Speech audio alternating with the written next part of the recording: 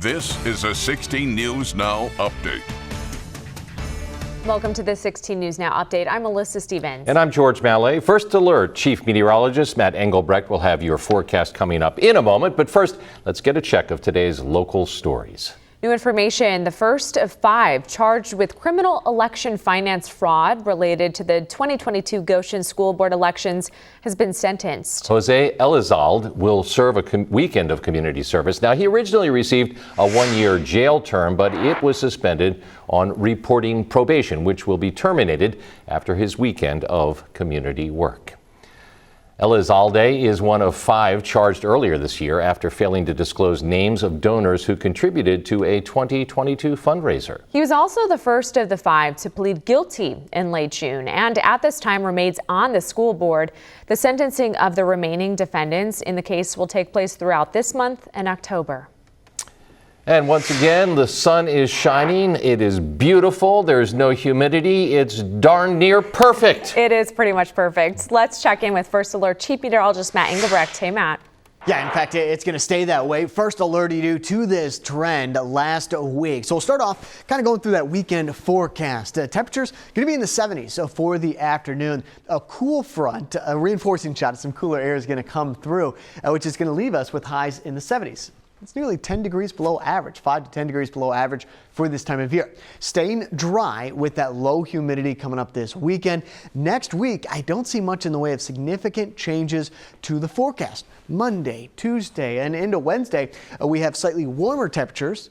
Back around average with those lows in the 80s with mostly clear skies, otherwise staying dry. So we could go an entire week without a rain in the forecast. Now by next Thursday and Friday, humidity will start to increase just a little bit in and across the area. An isolated shower can't be ruled out. I think the bigger difference is just that humidity coming back into the forecast. Now coming up in just a little bit, we'll take a look at your First Alert 10-day forecast. I do have some showers on the 10-day. We'll talk more about when, possibly where, coming up in just a bit.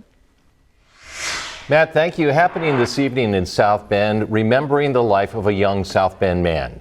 20-year-old Isaiah Walton Davis was shot and killed in the 3600 block of Sample Street last Tuesday. The on-site prayer ministry is holding a service, a prayer vigil tonight at 5:30 at the corner of West Sample and Kenmore Streets. As we reported earlier this week, 18-year-old Sidron Odinsky is charged with Walton Davis's murder. He entered a preliminary plea of not guilty and is due back in court for an initial hearing later this month on August 30th. Happening tonight, you can share your thoughts on a plan for the Benham neighborhood in Elkhart. Take a look at your screen here. This is the area considered to be the Benham neighborhood. The city of Elkhart will share a presentation on neighborhood plans tonight. That's happening at 6:30 at the Tolson Center, followed by a Q&A panel discussion. Plan is the vision, and now it's time to start talking about implementation and how do we make sure that as we do this work, it's not another example of something being done to a community. Right. It's about the community seeing itself and envisioning and making happen what it wants to be. And you can find the link to the full summary report based on months of research and public meetings on our website right now. Just click on this story. City of South Bend not wasting any time in preparing to demolish a building donated to the city. The city closed on the ownership of the former YMCA on Northside Boulevard just last Thursday. The Redevelopment Commission today agreeing to fund the $1.2 million demolition of the old Y. They were told they needed to do that because vandals' damage to the building made the place unsafe. We would hope that this is a shovel-ready site in spring of 2025.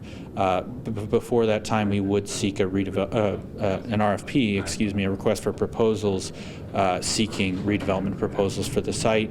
We're going to be willing to consider a number of potential uses, but we want to ensure that it does align with the fabric of the neighborhood to the east, and so likely looking at some lower density residential development.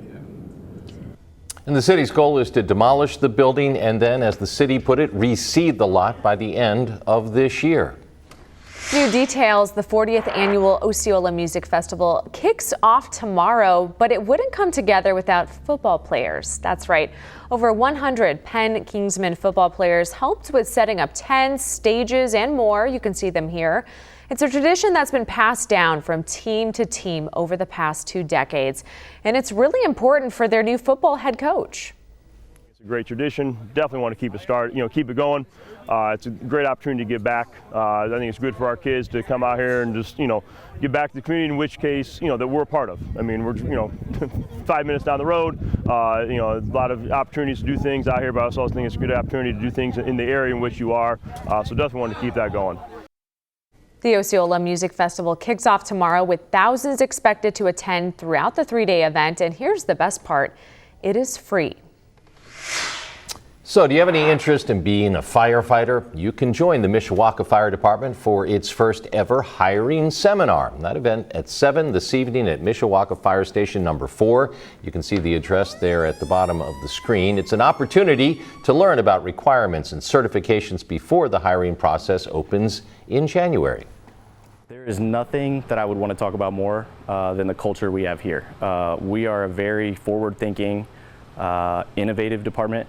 The guys that are here love coming to work every day, which is the best feeling in the world as a supervisor. I mean, we do things the right way. We take a lot of pride in what we do. We want to keep adding to that workforce. The seminar will go over every step of the hiring process, from testing to the interview. You can RSVP at the link on our website, WNDU.com. You can just click on this story to get there. Well, today, South Bend Mayor James Mueller, along with community leaders, came together to honor the late Curtis Walton. This was in the form of an honorary street sign renaming ceremony taking place at the intersection of South Lombardi Drive and West Washington Street, where he lived. Walton was a lifetime resident of South Bend and proud graduate of Central High. He was sworn in as a police officer in 1974, serving 25 years until he retired in 1999. Only months later, he joined the IUSB police force, where he served until 2011. Walton was awarded the key to the city by Mayor Mueller back in 2022.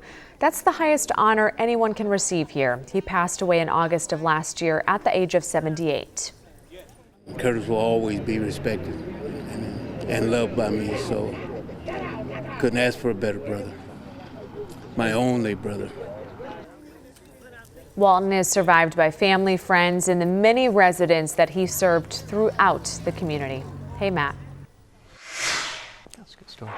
A chance of rain in the forecast doesn't come back until next week. In fact, you can kind of use the dew point, the measure of moisture in the atmosphere, to give you an idea just how dry it is going to be. In the nice category, that's where we were for our Thursday. So what it felt like today, we'll continue that for you Friday, Saturday, and Sunday. In fact, the Friday, Saturday, and Sunday might be a little bit cooler than what we had today. A reinforcing shot of some cooler air comes in just in time for the weekend, which is going to keep those temperatures at or below average. So more of the mid-70s for highs Friday, Saturday, and Sunday. Let's go take a look at it. And here's a look at First Alert Future Track. This is Friday at 7 o'clock in the morning.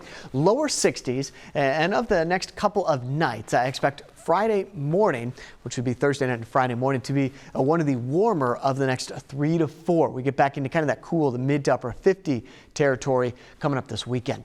By 11 o'clock with mostly sunny skies in and across the area, upper 60s, lower 70s, 72 in Rochester, 69 degrees in LaGrange. For the afternoon, by 4, 5, 6 o'clock at night, only warming up into the mid 70s. So as I mentioned, the average high this time of year is about 82 degrees, so nearly 10 degrees below that by 6 o'clock for your Friday. Not much in the way of significant rain or even cloud cover, so for the next 10 hours or so, we're going to be cooling off from the lower 80s to the lower 70s by 10 o'clock tonight. More of the mid to upper 60s as we go through the overnight hours. So 2 a.m. about 69 degrees, and then warming back up into the 70s, but not much warmer than that for the afternoon. So again, reinforcing shot of some cooler air, and as we talked about the last couple of days, we do have this cooler air moving through, which is going to pick up the remnant moisture from Debbie and push it more to the northeast, not into the Atlantic. They're still expecting a lot of rain to come through parts of the northeast as we go through the weekend. But notice how the blue isn't nearly as expansive, and it's not nearly as dark as we get into Sunday, Monday, and Tuesday. So we're going to get back into some cooler temperatures and then back to average by next week. There's a look at your First Alert 10-day forecast for your Friday, 74 degrees, as well as on Saturday, 76 on Sunday, 80 degrees on Monday in that First Alert 10-day forecast. Got some rain chances possibly next week. Guys? Matt, thanks. Josh and Lauren will have all of your news coming up at 6, and Matt will have the forecast. Yeah, and George and I will be back at 11 tonight.